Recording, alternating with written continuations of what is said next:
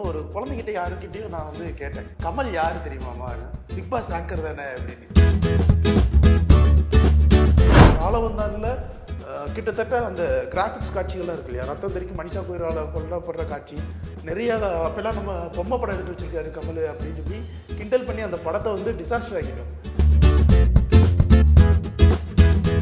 அடுத்த தலைமுறை இயக்குநர்களுக்கும் ஒரு வழி நடத்தணும், ஆனால் அதே சமயம் அவங்க சொல்கிற லாங்குவேஜில் நம்ம படம் நடிக்கணுன்றதுக்காக இறங்கி வராங்க பார்த்தீங்களா.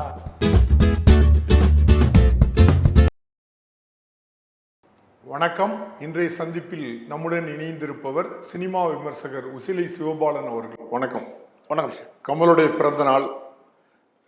பிறந்தநாளை முன்னிட்டு நாயகன் வந்து ரிலீஸ் ஆகிருக்கு. இந்த ரெண்டை பற்றியும் எப்படி பார்க்குறீங்க? இந்த பிறந்தநாள் அண்டு நாயகன் ரீரிலீஸ் இப்போ இந்த 2K கிட்ஸ்லாம் அது வந்து ஒரு கொண்டாட்ட மனநிலைக்கு வராங்கல்ல, இது வந்து ஒரு ஆரோக்கியமான ஒரு விஷயமா தான் சார் பார்க்குறேன். ஏன்னா இப்போது கமல் சார் அப்படின்னும் போது ஒரு 2 விக்ரம் படம் வர்றதுக்கு முன்னாடி சம்திங் ஏதோ ஒன்று ஒரு குழந்தைகிட்ட யாருக்கிட்டையும் நான் வந்து கேட்டேன், கமல் யாரு தெரியுமாமான்னு, பிக் பாஸ் ஆங்கர் தானே அப்படின்னுச்சு. ஏன்னா அவங்களுக்கு அவ்வளோதான் தெரிஞ்சிருக்கு, அவர் எவ்வளோ பெரிய ஆளு, எவ்வளோ எதை பார்க்குறாங்களோ அதுதான் அடையாளம். பிக் பாஸ் ஆங்கர் தானே அவர், அந்த பிக் பாஸ்க்கு ஆங்கர் பண்ணுவார் அவரா. அப்போது அவங்களோட மனநிலை அவ்வளோதான் இருந்திருக்கு.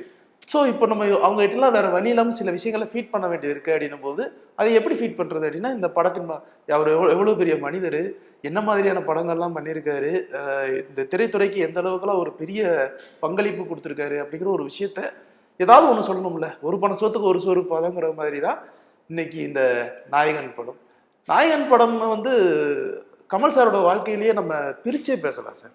நாயகனுக்கு முன் நாயகனுக்கு பின் அப்படிங்கிற ஒரு விஷயத்தையும் நம்ம பிரித்து பேசலாம்.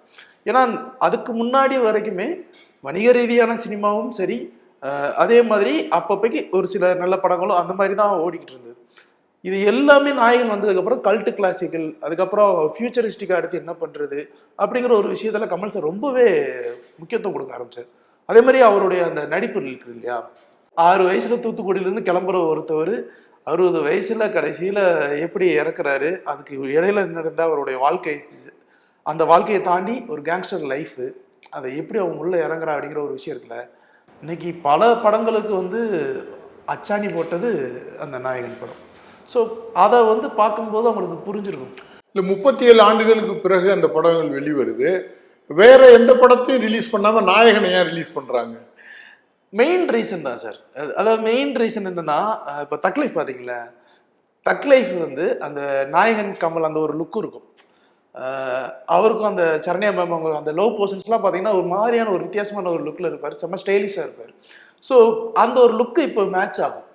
அதனால இதை பார்க்கும்போது அவங்களுக்கு வந்து ஆட்டோமேட்டிக்காக அது ஒரு மேட்ச் ஆகும், கனெக்ட் பண்ணிப்பாங்க.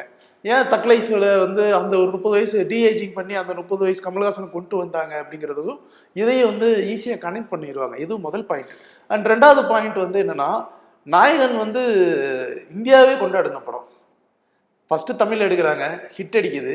அதுக்கடுத்து அதை ஹிந்தியில் டப் பண்ணி ரிலீஸ் பண்ணுறாங்க, ஹிட் அடிக்குது. எல்லா ஊர்லேயும் ரிலீஸ் பண்ணுறாங்க, ஹிட் அடிக்குது. கிட்டத்தட்ட அந்த படம் அவருக்கு ஒரு பெரிய தேசிய விருது ஒன்று வாங்கி கொடுக்குது. ஒவ்வொரு படமும் வந்து ஒரு முத்தாய்ப்பா பல விஷயங்கள், நடிப்புக்குன்னு ஒரு விஷயம் இருக்கு. இன்னும் சொல்ல போனா காட்சிகள் இருக்கு இல்லையா, இல்ல இளையராஜாவோட இசை பாடல்கள் அதான் சொல்ல வரேன். இன்னொரு எல்லா பாட்டுமே ஹிட். அந்த ஒய்யாக நிலா அது வானத்து மேல, அந்திமலை மேகம், தென்பாண்டி ஒரு காதல் சங்கீதம், கிட்டத்தட்ட அதுவே 3 வருஷம் தீபாவளி, எல்லாமே வந்து ஒரு வருஷனா இருக்கும். அதே மாதிரி பொயட்டிக்கா இருக்கும். அந்த லவ் போர்ஷன்ஸ்லாம் வந்து ரொம்ப பொயட்டிக்கா இருக்கும். இன்னும் சொல்ல போனா அந்த ஒரு படம் தான் சார் ஒரு பெரிய புரட்சின்னு நம்ம எல்லாம் பேசுறோம்ல.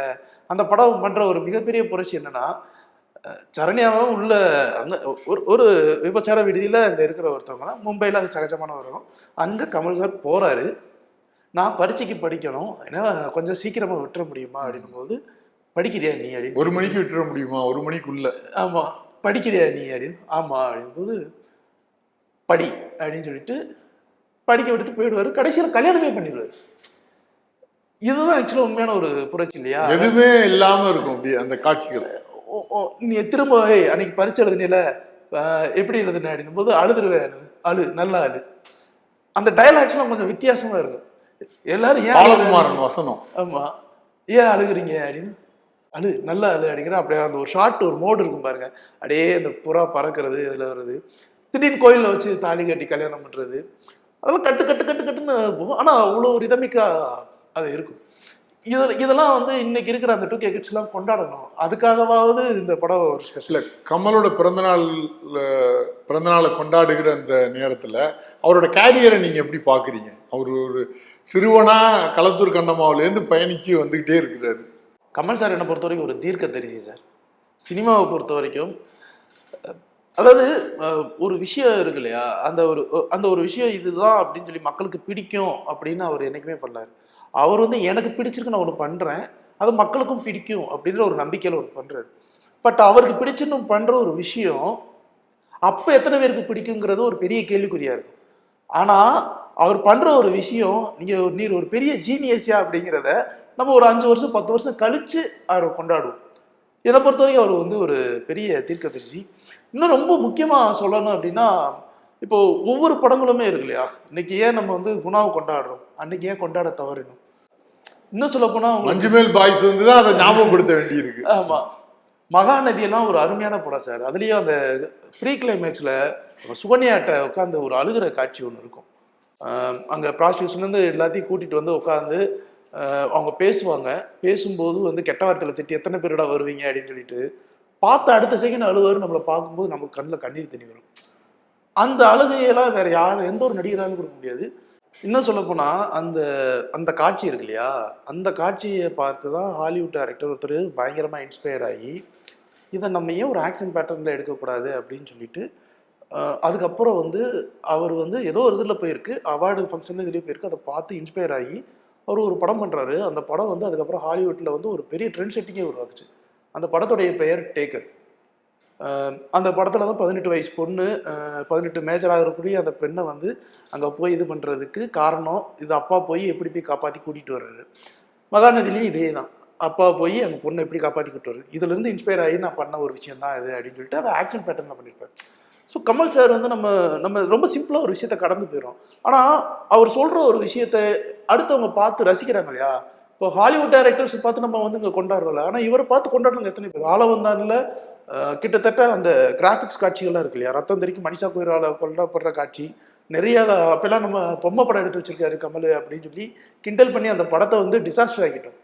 ஆக்சுவலாக அதை பார்த்து இன்ஸ்பயர் ஆகி குவாண்டின் டொரண்டோ கில் பில்னு ஒரு படத்தில் ஃபுல் அண்ட் ஃபுல் அந்த மாதிரி ரொம்ப வயலன்ஸான காட்சிகள் எல்லாத்தையுமே வந்து இந்த மாதிரி கார்ட்டூனிஸாக ஒன்று பண்ணியிருக்காரு. அதுக்கு காரணம் கமல் சார். இப்படி எல்லார்கிட்டையும் ஒரு இன்ஸ்பிரேஷன் இருக்கு இல்லையா, இவரை பார்த்து இன்ஸ்பயர் ஆகி அத்தனை பேர் அவ்வளோ படம் பண்ணுறாங்க. அந்த அபூர்வ சகோதரர்கள் ஒரு பெரிய முயற்சியா பார்க்கப்பட்டதுல அந்த காலகட்டத்துல இன்னுமே அதை யாருனாலையும் கண்டுபிடிக்க முடியாது. எப்படி குட்ட கமல் வந்தாரு அப்படின்னு சிதம்பரம் ரகசியம் மாதிரி வந்து இந்த அபூர்வ சகோதரர்களுடைய அந்த ரகசியம் என்ன, புட்டு எப்பயாவது வெளிப்படுமா, ஒண்ணுமே இல்லை. என்னென்னமோ வந்து எத்தனையோ வீடியோ போட்டிருக்காங்க. கமல் சார் அது வாயை திறப்பனா அப்படிங்கிறது யாருக்கிட்ட கேட்டாலும் அது ஏதோ சொல்றாங்களே தவிர நமக்கு விளங்க மாட்டேது. இதுவரைக்கும் அது ஒன்றும் அவரு எப்படி நடக்கிறாரு அப்படிங்கிற ஒரு கேள்வி இருக்கு இல்லையா. அவரு காலம் அடக்கி ஓகே, அவர் நடக்கிறாரு, டான்ஸ் ஆடுறாரு, அது எப்படி அந்த ட்ரிக்கு நடந்துச்சு, ஈவன் அந்த யூனிட்ல இருக்கிறவங்களுக்கே அது தெரியலையே. அதானே அவர் பண்ண ஒரு மிகப்பெரிய ஒரு மேஜிக்கு. ஸோ அந்த ஒரு விஷயம் என்ன, கமல் சார் வந்து நிறைய வில்லனா பண்ணலை. ஒரே ஒரு படம் ரொம்ப பழைய படத்துல செகண்ட் ஹீரோவை பண்ணிக்கிட்டு இருந்த ஒரு காலகட்டங்கள்ல இந்த 5 நீயா அந்த மாதிரி ஒரு 5 ஹீரோஸ் பண்ற இடத்துல ஒரு சின்னதா வில்லத்தனம் பண்ணியிருப்பாரு. அரங்கேற்றம் படத்துல ஒரு சின்னதா வில்லத்தனம் பண்ணியிருப்பாரு, அவ்வளவுதான். ஸோ அந்த வில்லானிக் சைடு அப்படிங்கிறது வந்து கமல் சார்ட்ட ரொம்ப குறைவு. இன்னொன்னு அவர் வந்து பல்வேறு கதாபாத்திரங்கள் பண்றதுல ஆர்வமா இருக்கிறாரோ. இப்ப இந்த தசாவதாரம், ஆமா சார், மைக்கேல் மதன காமராஜன், ஔவை சண்முகிலாம் பார்த்தீங்கன்னா இந்த பெண்ணா மாறுறது, அப்புறம் வந்து 3-4 கதாபாத்திரங்கள் நடிக்கிறதுலாம் இருக்குல்ல, இது ரொம்ப அதிகமா கமல் ட்ரை பண்ணி பார்த்துருக்காரு. ஆமா, அவர் அது அன்பை சுந்தர்சி சார் ஒரு தடவை சொன்னார். என்னன்னா அந்த பாட்டு ஒன்று இருக்குல்ல தெரியுமா, நாட்டுக்கு ஒரு செய்தீஸ்வர நாகரிக கோமாளி வந்தா என்னங்க அப்படின்னு சொல்லிட்டு அவர் மத்தளம் வாசிக்கிற சீன் வருமா. அந்த மத்தளம் வாசிக்கிற அந்த சீனு வித்யாசாகர் சார் மியூசிக் அடிச்சாரு. அந்த மத்தளம் வாய்க்கிறது கரெக்டாக வரணும் அப்படின்றதுக்காக கிட்டத்தட்ட 10 நாள் ப்ராக்டிஸ் பண்ணாராம். அது கரெக்டாக அந்த பீட்டு ரிதம்லாம் அடிக்கிறது அத்தன்டிக்காக இருக்கணும் அப்படின்றதுனால உட்காந்து அதுக்காக மெனக்கேட்டாராம். அதே மாதிரி பாலுமேந்திரா சார் ஒரு இது சொன்னார்.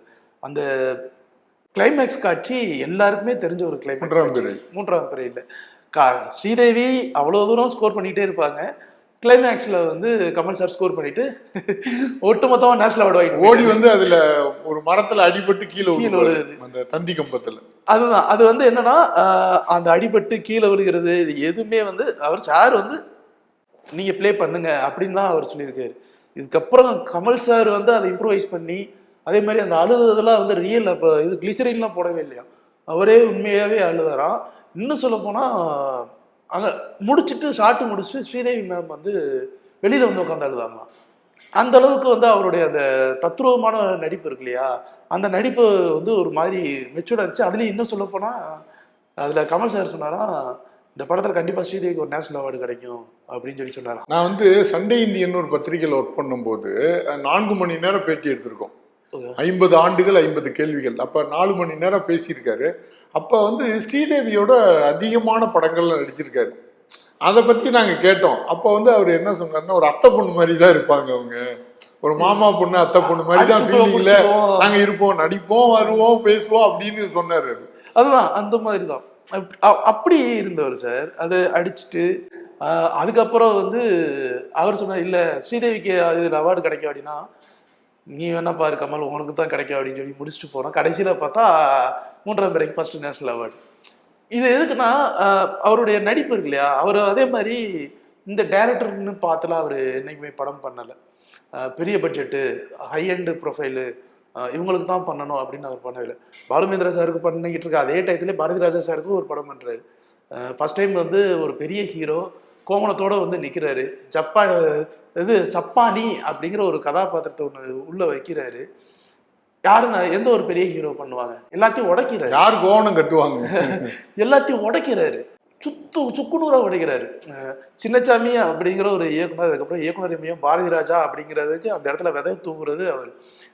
எங்க அவரு அவ்வளவு பெரிய நடிகர் போயிடுவாரோன்னு ஏமாத்துறாங்கன்னா பிலிம் கேன் இல்லை அப்படின்னாலும் கூட பரவாயில்லை அப்படின்னு சொல்லிட்டு ஒண்ணு பண்றாரு.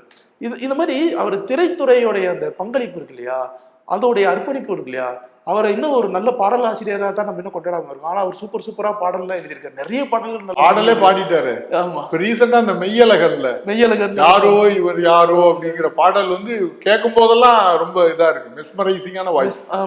மன்மதன் நம்பல ஒரு பாட்டு எழுதியிருப்பாரு. அனுவதித்த பூமியிலே கூட அவர் தான் எழுதினான்னு நான் கேள்விப்பட்டேன் அந்த விஸ்வரூபம்ல. எல்லாமே வந்து அவருடைய வார்த்தைகள் பார்த்தீங்கன்னா ரொம்ப தேர்ந்தெடுத்த வார்த்தைகளா இருக்கு. நம்ம வந்து அவர் படிச்சது இங்கிலீஷ் மீடியம், அது ஸ்கூல் டிராப் அவுட்டு.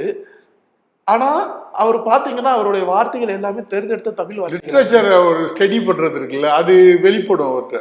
அதே மாதிரி அவர் அந்த கமல் பெரிய ஈகோ பிடிச்சவர் அப்படின்னு ஒண்ணு சொல்லுவாங்க இல்லைங்களா, அவர் நியாயமா பாத்தீங்கன்னா யாருக்கிட்ட திறமை இருக்கோ இல்ல யாருக்கிட்ட எந்த ஒரு விஷயம் இருக்குமோ அதை கரெக்டா பிடிச்சுக்குவாரு. இப்போ ஞான சம்பந்தம் ஐயா இருக்கார் இல்லையா, அவர்கிட்ட இருந்தா விஸ்வரூபம் படத்துல தக தக தக தீப தீபி தீபின்னு இருக்கு இல்லையா, அந்த வார்த்தையை அங்க அவர்கிட்ட இருந்தா நான் எடுத்தேன் அப்படின்னு சொல்லி அவர் சொல்லுவார்.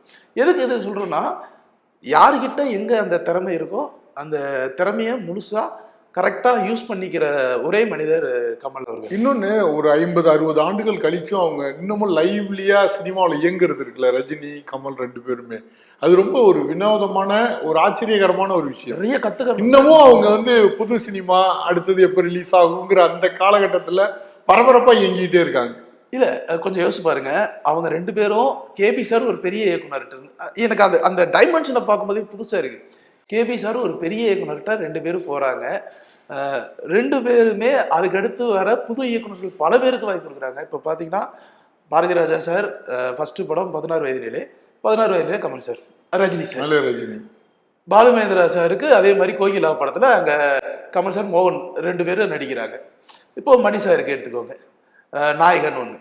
இப்போ ஒவ்வொரு அதுக்கடுத்த இன்னைக்கு பேச போற பெரிய இயக்குனர்கள் எல்லாருமே வந்து இவங்க பங்களிப்பு இல்லாம இப்போ வரைக்கும் விக்ரம்ல வந்து லோகேஷ் கனகராஜ், ஆமா, இங்க வந்து இது ஜெயிலர் வந்து நெல்சன் ரஜினிக்கு. ஆமா, இப்போ இவ்வளவு பங்களிப்பு வந்துட்டு இவ்வளவு பெரிய இயக்குனர் இருக்காங்கல்ல, அப்ப என்னன்னா நமக்கு கம்ஃபர்டபுளா இருக்காங்கப்பா நம்ம இயக்குனர்கள், நம்ம போயிடலான்னு இல்லாம அடுத்த தலைமுறை இயக்குனர்களுக்கும் ஒரு வழி நடத்தணும்.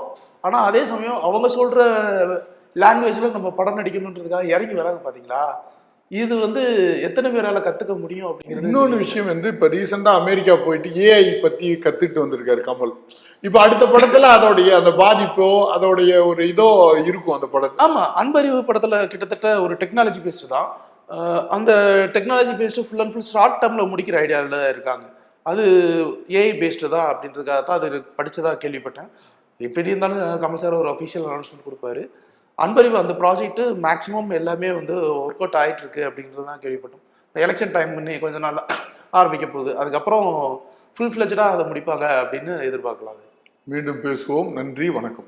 நன்றி. லைக் பண்ணுங்க, ஷேர் பண்ணுங்க, கமெண்ட் பண்ணுங்க. மறக்காம OH சினிமா சேனலுக்கு சப்ஸ்கிரைப் பண்ணுங்க.